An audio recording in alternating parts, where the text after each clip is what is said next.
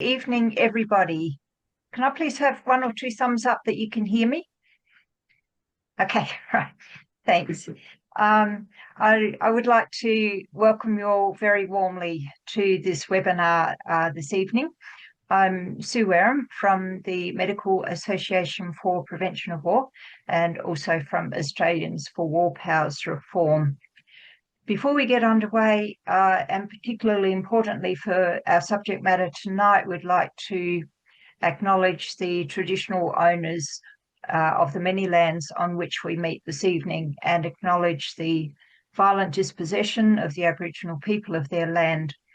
Not only that, but the infliction of nuclear weapons testing on First Nations people's land, testing which was done by one of our AUKUS partners, the United Kingdom, and the poisoning of their land, which still is present to some extent today. I would like to thank initially the Australian Peace and Security Forum for this webinar, not only for this webinar, but for actually existing, because it's such an important organisation for Australia to actually address the need for peace, a strategy, a policy which actually promotes peace and security. So thank you to the Australian Peace and Security Forum. I'd like to thank all of you very much for coming. We're clearly all here because we're aware of the importance of this issue.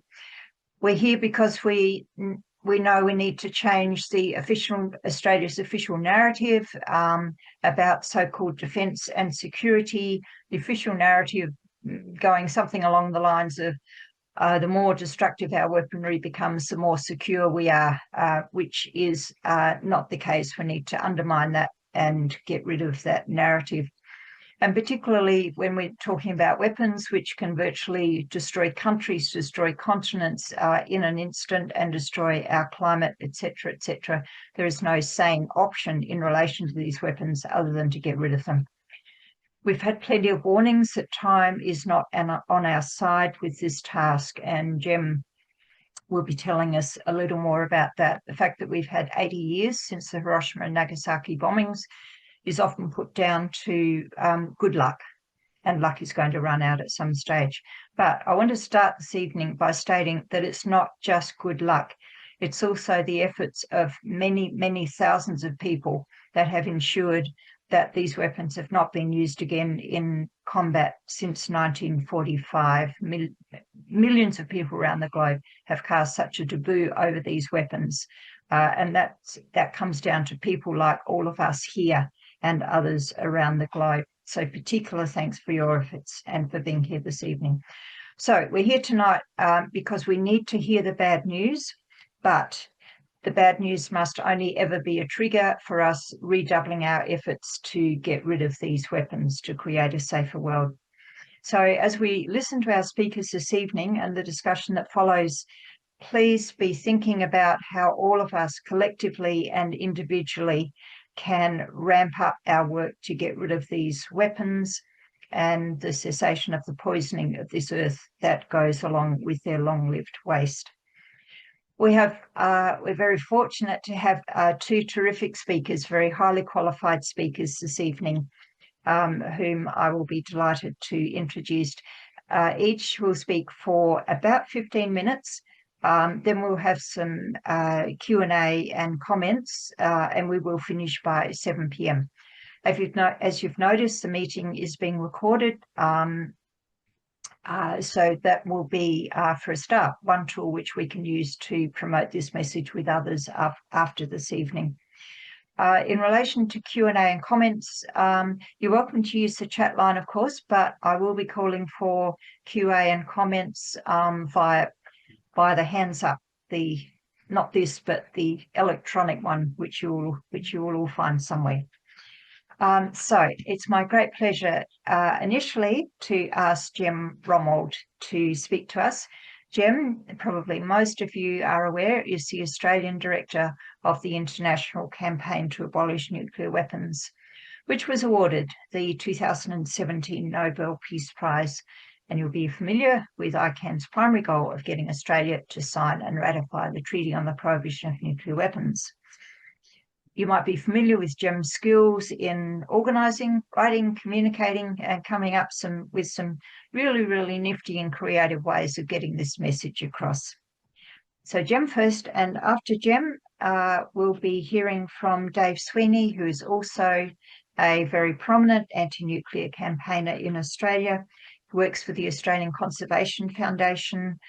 He's a writer, a spokesperson on many aspects of nuclear weapons, nuclear power, nuclear waste, uranium mining, and in particular the impacts on First Nations people and their struggles against these technologies. And Dave was one of the founders of ICAN.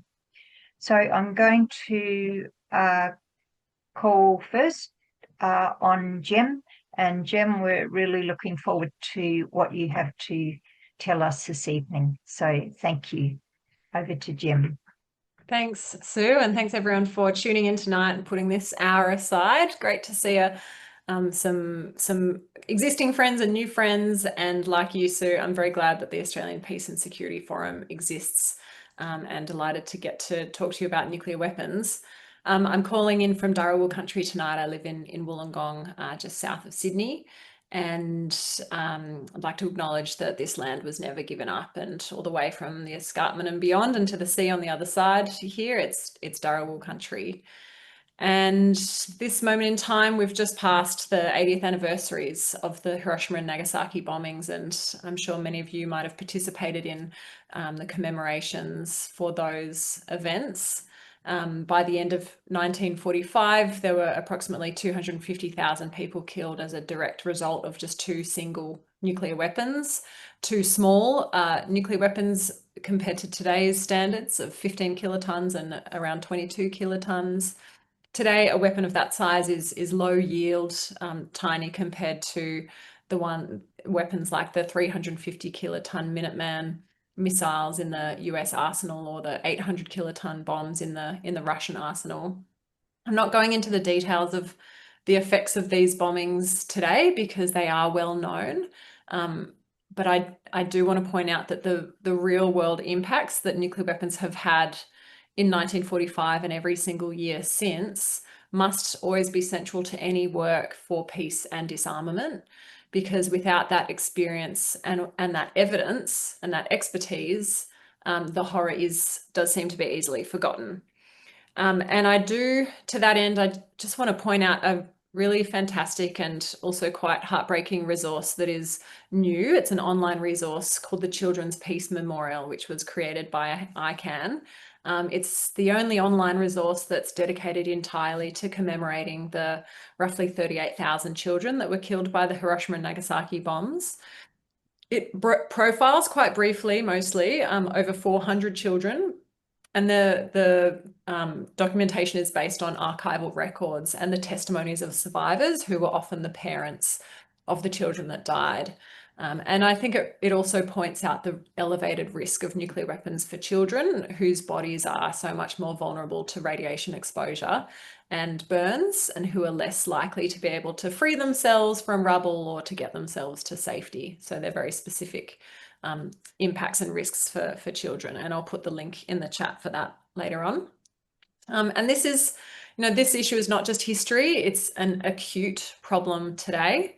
We are now living through one of the most dangerous periods since the Cold War.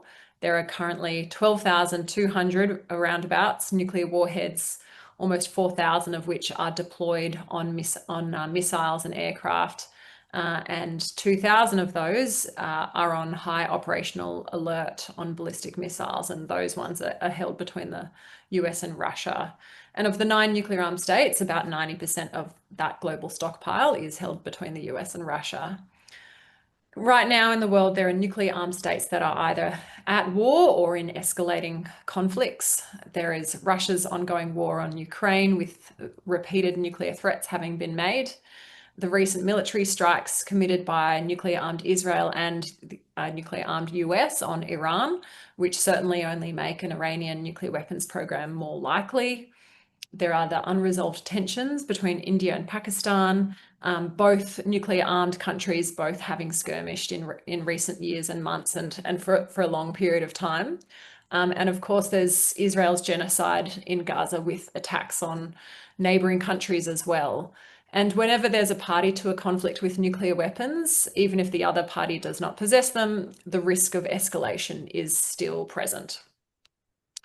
And besides the intentional use of nuclear weapons, the risk of that, there's also the risk of accidental use also rising. And that's whether it's a miscalculation, a miscommunication, basic human error, or an unhinged leader. And those risks are also then compounded by factors today that were not in existence 80 years ago. So the escalating climate crisis that is increasing, will increase global conflicts, the rising cyber warfare capabilities, and now the potential use of artificial intelligence in nuclear decision-making. The legal structures containing nuclear weapons are also mostly crumbling. The New START treaty between the US and Russia is set to expire in 2026, and there's nothing sort of clear at the moment to follow on from that. That's the last remaining arms control treaty between the US and Russia, and it limits their deployed strategic nuclear warheads and delivery systems. The Intermediate Range Nuclear Forces Treaty was already abandoned by Trump during his first presidency, and that treaty eliminated all US and Soviet ground-launched ballistic missiles and cruise missiles with ranges from 500 and 5,500 kilometers. So a massive class of weapons that were that they eliminated between the two countries for many years. And unfortunately, that agreement is dead. Trump also walked away from the Iran deal during his last presidency for no good reason. That was functioning quite well. Iran was complying. Some sanctions had been lifted. It seemed to be a success. If you take, all of the nuclear experts' commentaries on it, and now, of course, we can see a few years on what the fallout of that, deal trashing has become. And then there's a non-proliferation treaty of about 50 years ago. And that treaty is certainly not taking us anywhere productive anytime fast. The meetings even fail to reach a consensus on just an outcome document. It's pretty gridlocked in the NPT forum, and even sort of Australian DFAT officials will admit that they don't see any sort of real hope in progress through the NPT. So, while we often think of this problem as primarily driven by this perceived status of nuclear weapons and alliance politics, it's also really a problem that's driven by just basic cold, hard corporate interests. Nuclear weapons are big business. There's a lot of money that is just funneled into the corporations that produce them. And ICAN and this group, Don't Bank on the Bomb, have been doing regular reports on the industry behind nuclear weapons. And their most recent report showed that in 2024, $100 billion was spent on nuclear weapons just in that 1 year by the 9 nuclear armed states on the research that they could find. It could even be more than that. And that was actually a huge increase from the previous year. It was an 11% increase from 2023. If we want to break that down into time, it's just a stupid amount of money. It's $11 million every single hour. There are around 26 companies that are involved in the production of nuclear weapons, and they also spend significant amounts of money on lobbying firms to ensure that their contracts are perpetuated.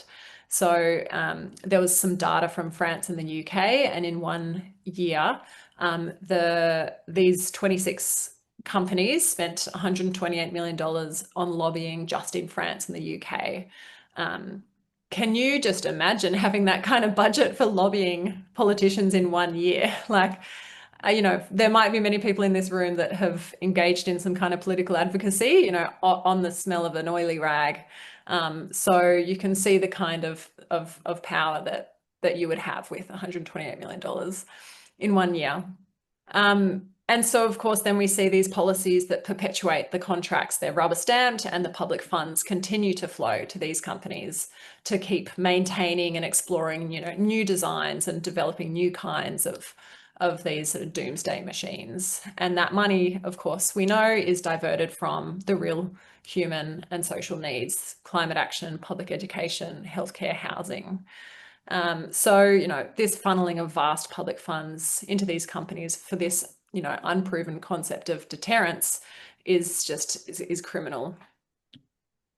I want to take us through a couple of domestic sort of political issues that we feel are really taking us in the wrong direction on this issue before I sort of come around to how we can counter this. So it's all bad news at the moment, but it will shift. AUKUS, I'm sure we'll talk about this together in the discussion later, but clearly, despite all of the bright red flags, Australia still seems to be pursuing the acquisition of nuclear-powered submarines fueled by weapons-grade, highly enriched uranium. And this in particular, the highly enriched uranium acquisition, will undoubtedly increase regional risk and undermine long-held non-proliferation norms, which will make it easier for other countries to also take the same path. Australia is breaking a taboo against non-nuclear countries acquiring nuclear-powered submarines, which is undermining the NPT.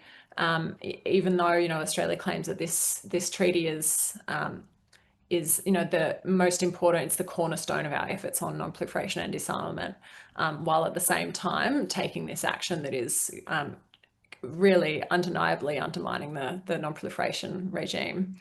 And it also, besides that, is flying in the face of efforts globally to reduce stockpiles of fissile material, because it's creating more demand for fissile material.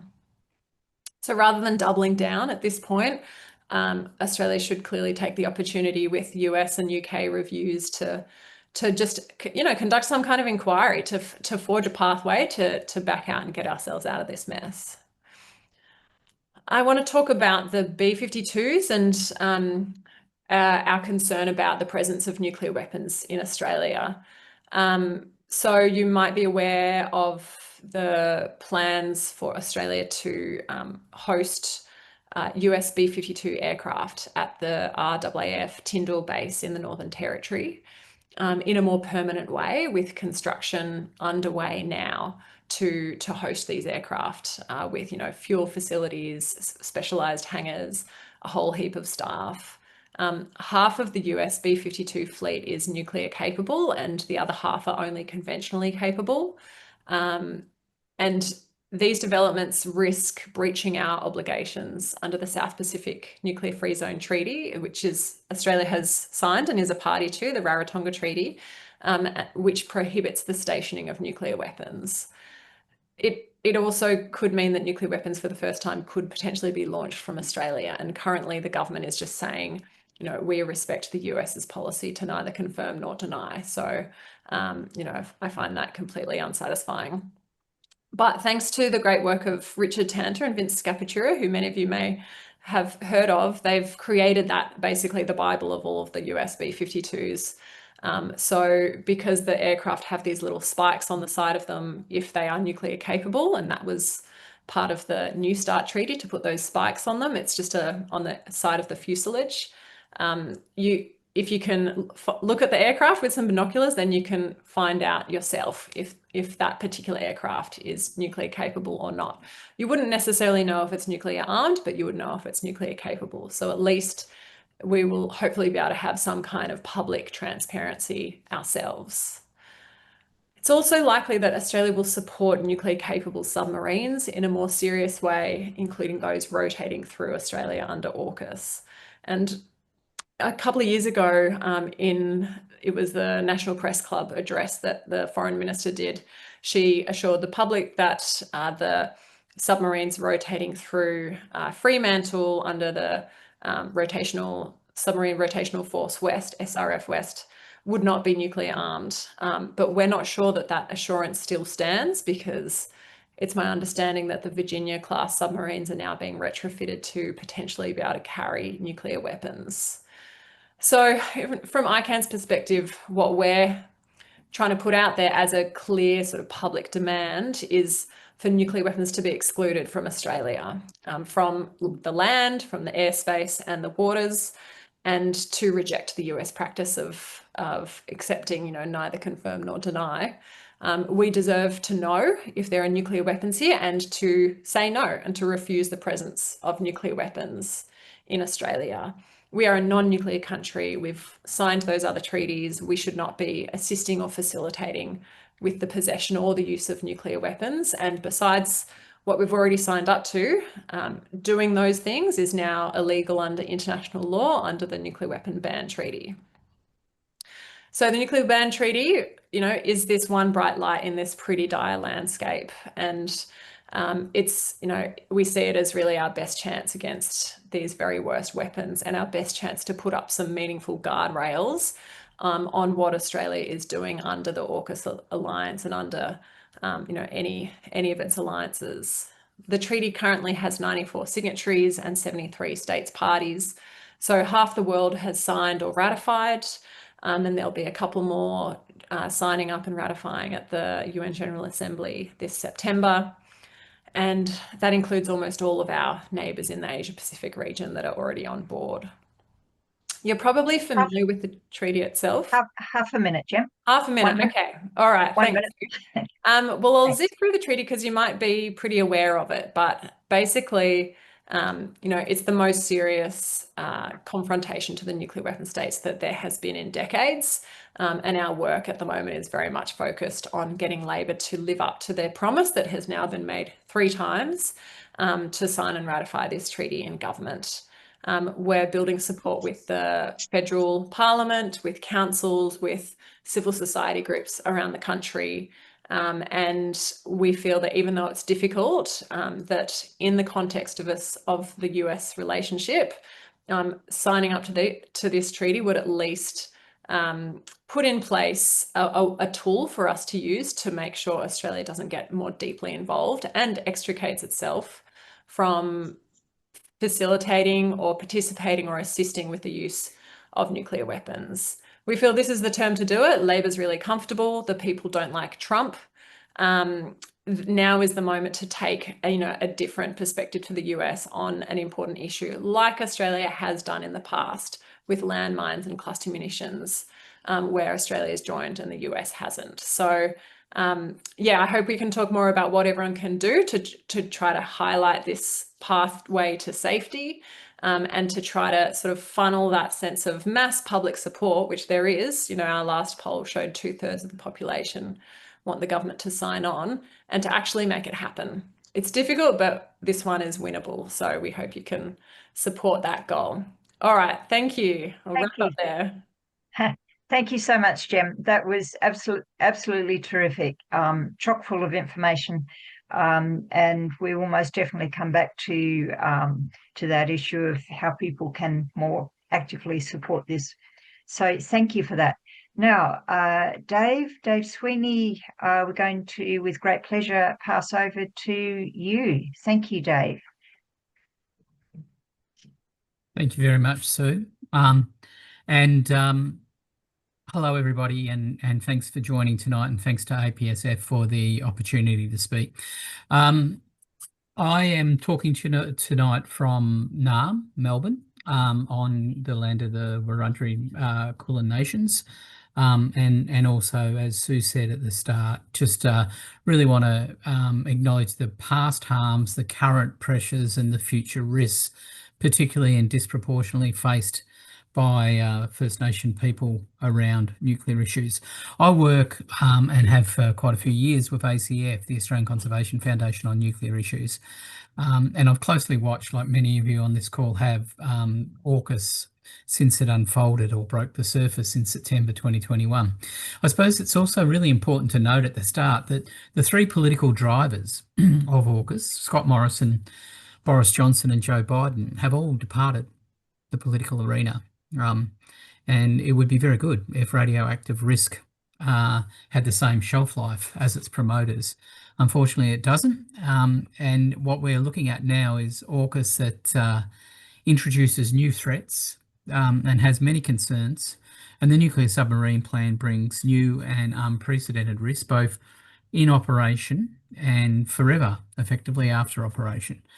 I point out at the moment the importance of scrutiny, and there's some really good work being done by Ben Doherty from The Guardian, and it's worth having a look at the Guardian's website. And he did a piece today, which is an 8-minute little piece on that outlines AUKUS, and I think it's really crisp and it's clear, and particularly for people who are a bit overwhelmed or haven't even heard of it, it's a good intro one to share. There's a range of concerns, obviously, with AUKUS. There's a concern around the loss of sovereignty, the independence in deployment and decision making, Australia becoming a player in American positioning rather than our own decision maker. So we make a trade where in exchange for a US vessel, we become a US vassal.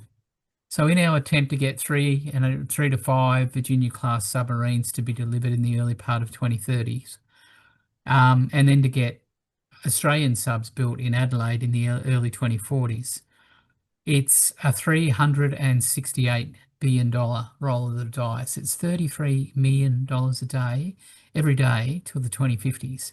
33 million every day for nearly 3 decades. 5 billion already to US shipyards, 5 billion to UK shipyards, 8 billion to upgrade HMAS Sterling in WA. And Andrew Hastie, in a moment of rare transparency on AUKUS matters, the Coalition Shadow Defence Minister, said that Sterling, on the basis of that upgrade, will be effectively a US submarine base. Now, these concerns are all real, and as are many others, but tonight what I want to concentrate on and explore is the concerns that are troubling and animating ACF's attention around AUKUS. Now, ACF, the Australian Conservation Foundation, is a leading national environment voice. We're not a security think tank. And through that lens of the environment, the key issues of nuclear safety, radioactive waste management and regulatory rigour are really high on our agenda and radar. Nuclear safety is a very real issue for the simple fact that every sector has incidents and accidents. There is not one facet of life where things do not sometimes go wrong. It's that simple. And if you look at the lived experience, and in particular the British experience, there's been elevated risks of marine and coastal pollution. There's been adverse wildlife impacts.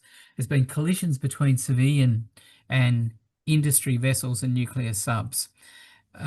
There's a very powerful report which looks at the British experience with nuclear-powered submarines and the lessons for Australia. It's been done by Tim Deere-Jones, who's a marine impact and pollution consultant in the UK, was commissioned by Friends of the Earth, and full credit to Fo for driving this work.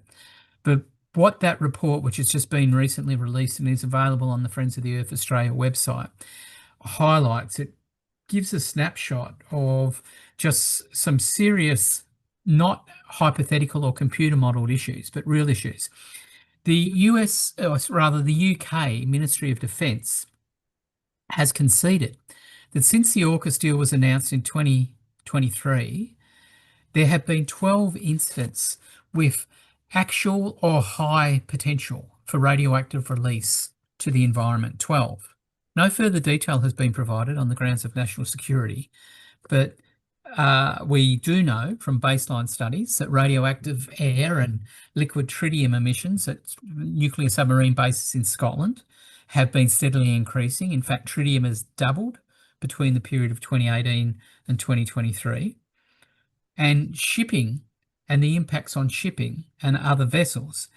Between 1982 and 2015, UK open source publications have documented and recorded over 170 what are termed interactions between civilian ships, industry ships, and nuclear submarines. Now, these are snagging of fishing gear, fishing nets, near misses, collisions, 30 unexplained sinkings.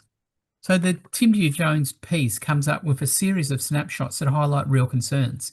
And basically the take home of it is that AUKUS submarines increase complexity and risk to our ports, to our port communities, and to our oceans and coasts. And they also, disturbingly, mean radioactive waste. Already in Australia, 2 sites, the Osborne shipyard in Adelaide and the Sterling site, Garden Island in Perth, have got a classification as a designated zone. They have designated zone status, and they will handle low-level radioactive waste from routine submarine maintenance and operations. Now, any other site in our country can in future be named as a designated zone under the Naval Nuclear Power Safety Act. Now, this piece of legislation was passed in October 2024, and it's the key and deeply deficient piece of legal and policy architecture about AUKUS. Now, more concerning than the low-level waste is the highly enriched uranium, as Jem referenced, the weapons-grade HEU that would fuel AUKUS submarines. Now, Australia has negligible experience, expertise or capacity in managing this material. And the international experience doesn't offer either a pathway or confidence. In the US and the UK, our two AUKUS partners, there is no disposal pathway. And effectively what happens on a day-to-day basis is an ad hoc set of on-site interim storage arrangements. And of course, because it's weapons grade, HEU requires the highest levels of security and control. Now, we do know that what the plan is Australia's future high-level radioactive waste will be stored on defence estate. So defence land somewhere in Australia, but current or future. So that's effectively anywhere. Existing Commonwealth land could be repurchased, defence could declare a zone, defence could purchase land. So it's very cold comfort and very little transparency. I think it's also, though, really important to note that civil society advocacy and pressure and sustained pressure from some political players, and I give a shout out here to the Greens and Senator David Shoebridge in particular for work around AUKUS transparency. But that sustained civil society advocacy saw an important loophole close, because the original legislation was drafted in a way that absolutely would have allowed Australia to host our AUKUS partners' waste. And neither the UK or the US, with decades and multiple submarines non-decommissioned and growing stockpiles of military waste, have a disposal pathway, and they would have loved to have put it here. And reluctantly, because of adverse media attention and political and community pressure, Defence Minister Miles was forced to close that poisoned porthole. And I think it's really important, because in these days when hope's a bit of an endangered species, but it's also an essential tool and fuel for our work, it's important to note and acknowledge that we can influence change, we can pull back some of the worst aspects, and we need to replicate that, because radiation and secrecy is a very dangerous combination, and our efforts they do and they must work to contest this and to bring some scrutiny and some transparency, because we really need to. Because the regime that has been crafted to manage AUKUS nuclear waste is constrained, it's compromised, and it's deeply deficient. The International Atomic Energy Agency has guidelines for nuclear regulation, civil and military, and it states that there is a key need for a functional separation and distance and independence between the Act, the creator of the Act, and the regulator of the action. Now, our civil nuclear regulator, ARPANSA, the Australian Radiation Protection and Nuclear Safety Agency, their Safety Advisory Council raised in October of 2022 a series of concerns about the need for increased separation between actor and regulator. It noted that serious nuclear accidents had happened overseas because of inadequate regulatory separation, and it spoke of the risk of regulatory capture. And the risk of regulatory capture has become a reality of regulatory capture, because in November of this year, on the 1st of November, a new dedicated AUKUS military nuclear safety and nuclear waste regulator, that's called the Australian Nuclear Powered Submarine Safety Regulator, will take full carriage of AUKUS and military nuclear issues.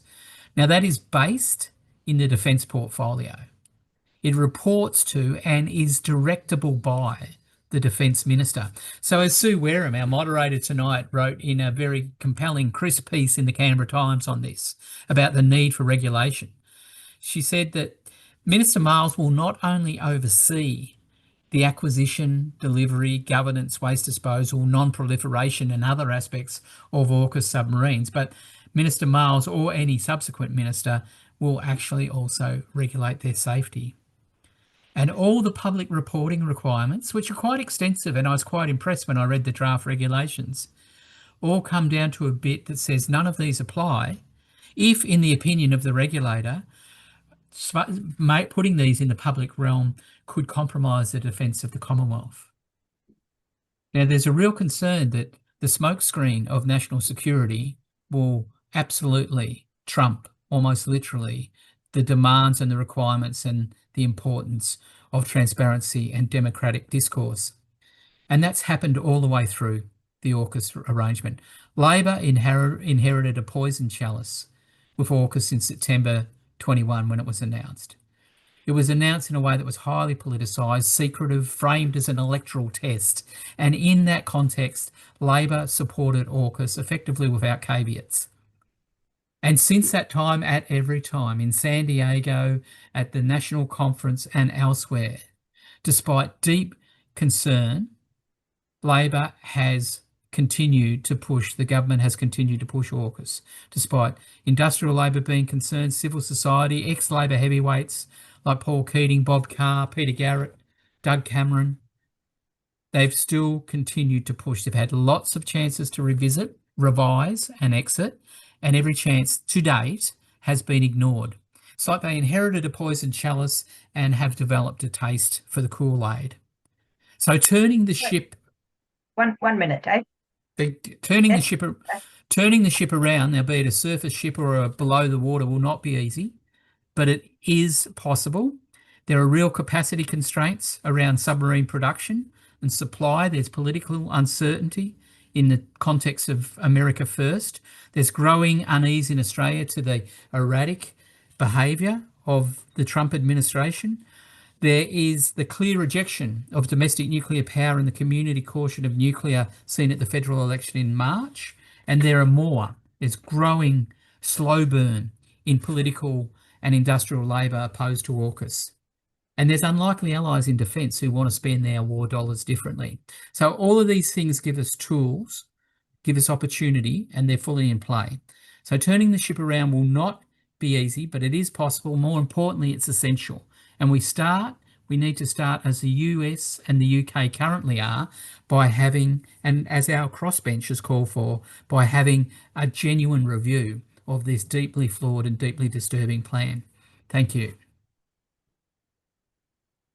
Dave, thank you for another terrific talk. Again, full of information about the back end of the submarines, in particular, the waste, but not only that, every step along the way, about the lack of transparency, lack of any regulation with teeth, and the secrecy around the whole thing. So we are all well informed. Thank you to both of you. Now I'm going to open up to questions, answers, comments. I think I'm assured that that they will show up here. Catherine or Michael, am I missing any hands up, or maybe people are still thinking? Perhaps while I'm looking for hands up and people are thinking, Jem, would you like to take us back to what you would really like people to be doing in relation to parliamentarians, local councils, cities, or anything else, that actions that you would like people to be taking? Yeah, definitely. Thanks, Sue. And in the context of AUKUS, it's the way we sort of talk about it at ICAN is, AUKUS shouldn't happen, these submarines shouldn't happen, but it definitely, while the government's pursuing it, it's not one or the other with signing the ban treaty. And in fact, signing the ban treaty is even more essential to put those nuclear weapons limits around what will be done within AUKUS. So it's sort of like, surely that's the least you can do with all of this going on, is to say that you won't, within the context of this alliance, also increase Australia's involvement and facilitation of nuclear weapons. So that's a message that we've been really trying to get through to parliamentarians. There are heaps of new parliamentarians in the federal parliament since the election, and we've been trying to start conversations with them. There are 3 of the new ones so far have signed the parliamentary pledge. So ICAN, if you haven't heard of it, has this, basically a simple statement saying, as a parliamentarian, whether it's state, territory or federal, I'm concerned about the catastrophic humanitarian impacts of nuclear weapons. I welcome the treaty as the ban treaty as an important step to seeking a world free of nuclear weapons. And I will work for my federal government to sign and ratify this treaty.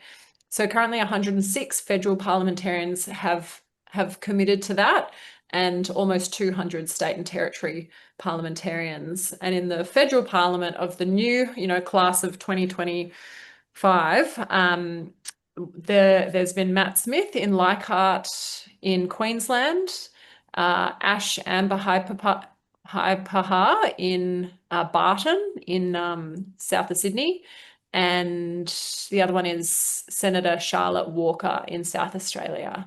So they've all recently signed on, but there's heaps of others that haven't. And basically we know that they need to hear about it from their constituents.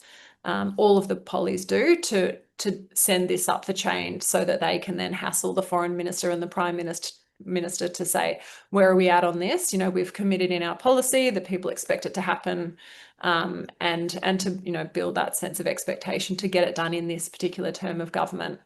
The other one is the councils. So currently 51 councils have endorsed a similar sort of text, basically saying we support the ban treaty, we want the government to sign it.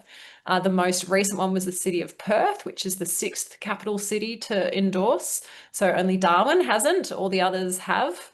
And before that, there was Victor Harbour in South Australia and the West Arnhem Regional Council in the Northern Territory, which was the first one in the NT, which was great. So those are a couple of very practical things to do.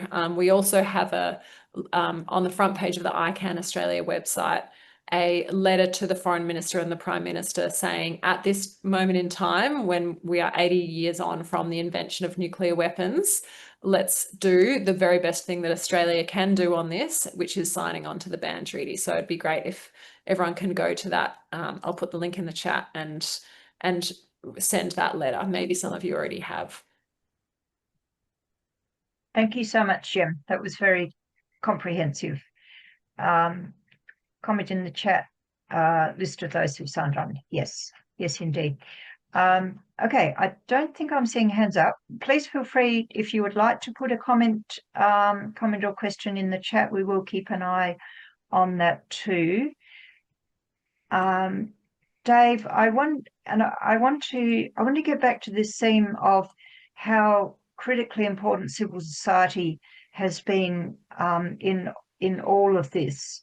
And as I mentioned at the beginning,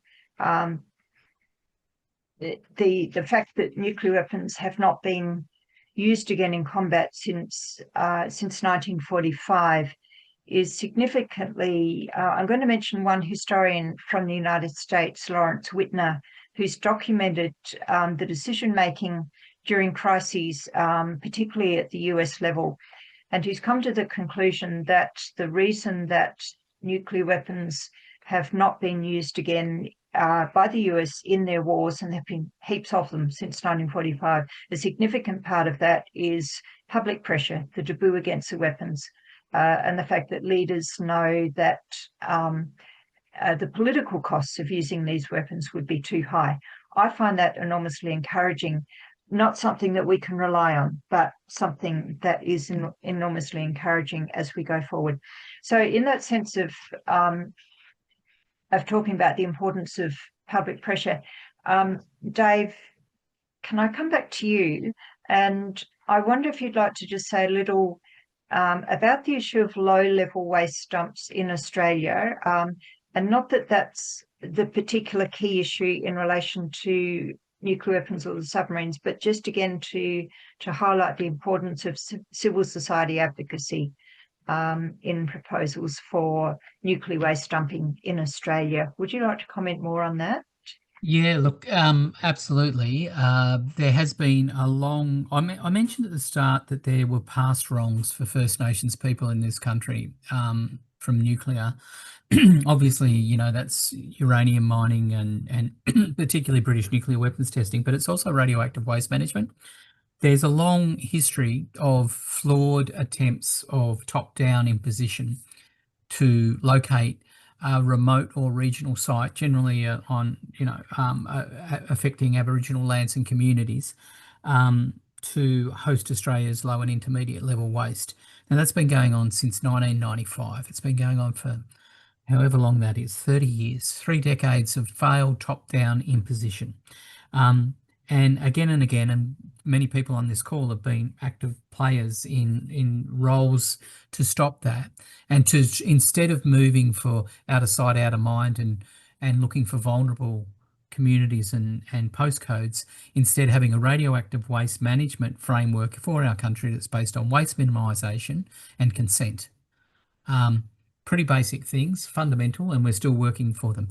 But every time against the machinery of the state, often in alignment with the machinery of like other players like industry and state or territory governments as well, but the full machinery of the Commonwealth of Australia has not been able to put a waste dump in remote parts of South Australia and the Northern Territory. And most recently, 2 years ago this month, August 2023, Madeleine King stepped away from a plan inherited from the coalition about putting radioactive waste in Kimba in regional South Australia on the land of the Bungala people. Now, that to me is a real tribute to the power of community action, and particularly to the power of working when green groups, when community organisations, when advocates work respectfully and effectively with First Nations people. That makes powerful platforms. And I've seen that through my work with uranium mining curtailed or stopped. I've seen it with radioactive waste plans, international and national, defeated. I've seen forces that if you just did an accountant's summation of power, influence, money, you would say that the people had no chance. And I've seen the people win. Now, it's a forever war, but the fact that we're still fighting it, the fact that we're still having it, shows the importance of what we've done. There's a Nicaraguan saying, Sue, the most beautiful victory is the war that we avoid. And we've avoided wars on radioactive waste. We've avoided wars on uranium mining. We've avoided nuclear wars.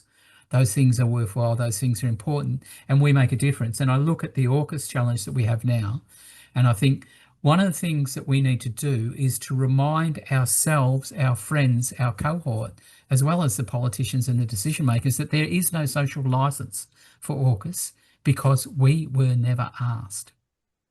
We were never asked. The submarine broke in the morning in September in 2021. Scott Morrison came out with his captain's hat and told us this is the way it was going to go. And then political momentum, institutional momentum, and US pressure has taken us to the spot where we are now. We've never been asked about our biggest spend and our biggest defence link, and there is no social licence. And we need to remind people that it's not inevitable, it's not desirable, and that we do not accept it.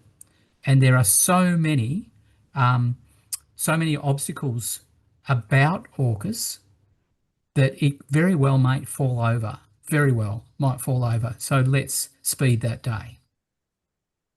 Thanks so much, Dave. Great answer. Now, I'm going to go to Stephanie Dowrick, and we have two people waiting after Stephanie. Just going to mention, honoured to have Stephanie here also this evening, being herself a prolific activist for peace and other things, prolific writer. Great to see you, Stephanie. Please go ahead. Look, I want to ask the absolutely most basic question, which either Jem or Dave could, I'm sure, address. I think we're all absolutely incredulous that clearly Richard Marles is completely convinced by all this AUKUS crap. I mean, I shouldn't even say that because it's so terrifying. He's become infatuated in a major way. But how has he managed to persuade the caucus of the rightness of this when the wrongness of it is so, well, it's just so self-evident? And also his persistent affiliation with the United States, his obsequious affiliation with the United States. So he may be just one in that long trail of politicians who are setting themselves up for a very remunerative career post-politics. But is there something more going on that he's permitted to do this? Thanks so much, Stephanie. Who would like to have a go at that easy question? It's the most obvious question, isn't it? And yet, exactly. Yeah. Yeah. Yeah, indeed. I'll just All right. start. I too wonder this, Stephanie. I wonder this as well because on the ban treaty, I think he is our most significant obstacle in the party, and I wonder how this one person has sort of so much power. But there are whole Labor Party machinations that I do not know about. But I know that there is a lot of discontent within Labor about this, and we've done a lot of sitting down and having conversations with Labor parliamentarians, and I'm sure we're not, I'm sure some of the most sort of conservative and US aligned parliamentarians may not always open their door to us, but so many of the people I've met are really unimpressed. And I think there is a movement happening within the broader Labor Party as well.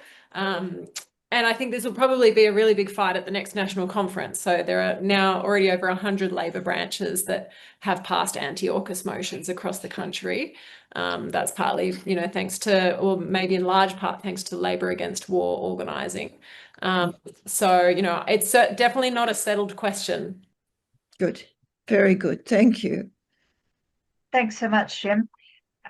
We might move along, I think, because we've only got 8 minutes remaining. We're going to have Jim and we're going to have Ross, and notice Collins Mitchell's comment in the chat, which best if we all read, I think. Jim. Yeah, thanks, Sue. Firstly, just to note that the Australian Anti-AUKUS Coalition is hoping that groups around Australia can take actions, large or small, on September the 21st. What's that, a month away? So if you haven't heard about that, you'll certainly be getting lots of emails and texts in the near future. But my question is, when and where is the Labor Party's national conference next year?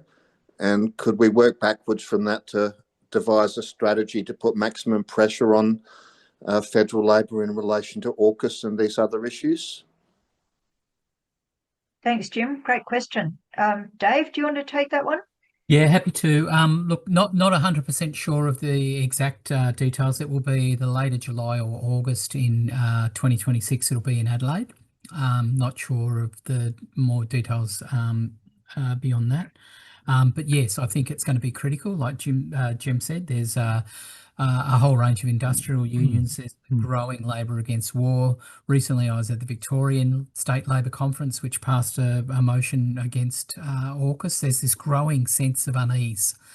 And I think, Stephanie, you asked the question, if I might, just go, you asked the question that is the question that just has many people scratching their head.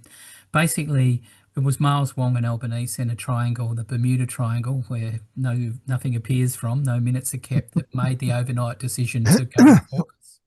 They've then inherited it. Why they continue is just, I think, more an example of the power of basically US military and political and economic interests. And I also think that what's happened, it's been highly associated with the leadership, and Anthony Albanese has just delivered a stunning electoral victory to Labor. So in that sense, they turn their eyes from the things that they don't like and they put their mind to the things that they think they can achieve. What we need to do is to remind them that this is an issue where they can't turn their eyes from. It's not acceptable and it's not sustainable. And there's a growing body. And I think Jim's point of having a sort of 12-month window and campaign nationally to grow opposition to AUKUS is a very good one. Great, thanks, Dave. Ross, last question to you, and Catherine, I'm not sure if we'll have time. You've got your hand up. Ross first. Thanks, Sue, and thanks to Jem and Dave. They're really excellent presentations and really interesting. Look, I got a comment that Jem might be interested in talking about. Richard Tanter has done a really exhaustive analysis of American B-52s coming into Australia, and one of the things he's unearthed, which those of us who were around during the Fraser years have either forgotten or we didn't know about, was that Fraser actually extracted from the Americans a commitment that if any of their aircraft that came into Australia, they did not contain nuclear weapons. And I'm just wondering whether we can use that in our campaigning, the same as we've used Fraser's book and his criticism of our alliance with the Americans. And I think that's been quite valuable in talking to a broader range of people. And maybe that's something that ICAN and ACF can use as well. Thanks, Ross. Great. Jem, I think that one was for you. Yeah, definitely, Ross. It's a really good example of something that has happened and can happen again. And it also has echoes with the Foreign Minister's commitment made in that National Press Club speech a couple of years ago that the US and UK visiting submarines would not be nuclear armed.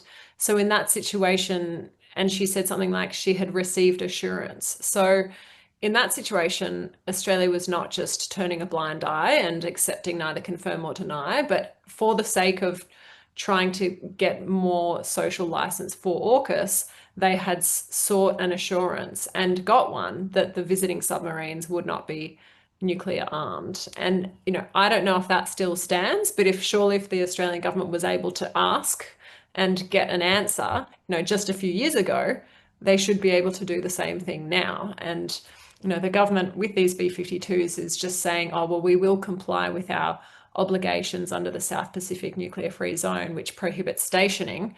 But it depends on how you interpret stationing. And the definition in the treaty is really quite broad, and it's very hard to see how what they've got planned will not fall foul of stationing. So we're hoping to get some legal advice on this and to sort of put it to the government that this is unacceptable, to try to use this smoke and mirrors and kind of sneak behind these words, and that, you know, the Australian public, we don't want nuclear weapons to be here, not for 10 minutes, not visiting, not transiting. We think that they should just be excluded. Thanks, Jem. Right. Catherine, if you've got a very, very quick question and a very, very quick answer. Yes, a very quick question to Dave, and it should be a quick answer, I think. Just to confirm that we will not take US or UK nuclear waste from their submarines. I thought we had agreed to take it. So it's very good news if that's not the case. Sorry, Catherine, we will take low level UK and US origin waste will be stored in Australia, but not high level. The high level one was the one we were able to close with a political campaign in that legislative. The low level will be stored in Australia. Thank you. And just quickly on Ross's point, it was Malcolm Fraser that actually launched ICAN.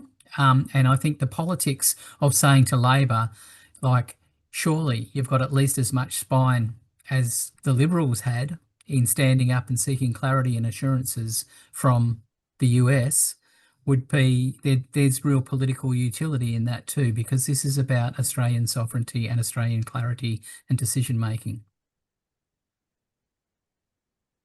Good eye. Thank you.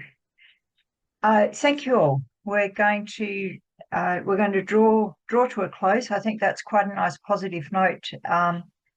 Looking back to former Prime Minister Fraser, wasn't greatly loved for his policies at the time, but he was a pretty good former Prime Minister. So I think that's a good note on which to finish. And my parting comments, just a couple.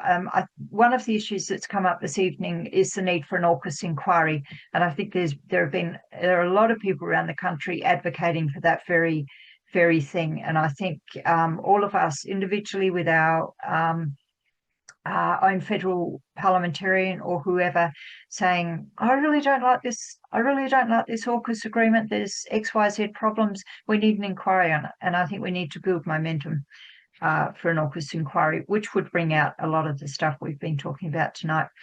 And final comment, I'm a bit like a broken record with this, but the importance of remembering the successes that we have had, and persistence. No major campaigns are won overnight. This certainly is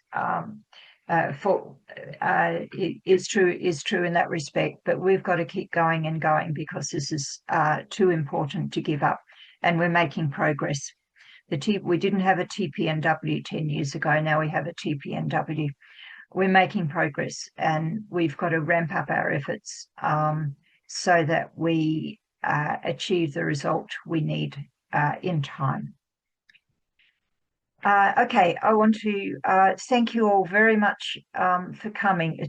It's really been an extremely good discussion, and particularly to Jem and Dave for sharing their experience and their knowledge, their campaign experience with us. Let's put our hands together in whatever way we can for Jem and Dave. Thank you very much to APSF for hosting this evening. It's been valuable, important to focus on this issue, and I personally am very grateful, and I think all of us are. So thank you all for coming, and we'll meet you again soon in campaign land around the country. Thanks all.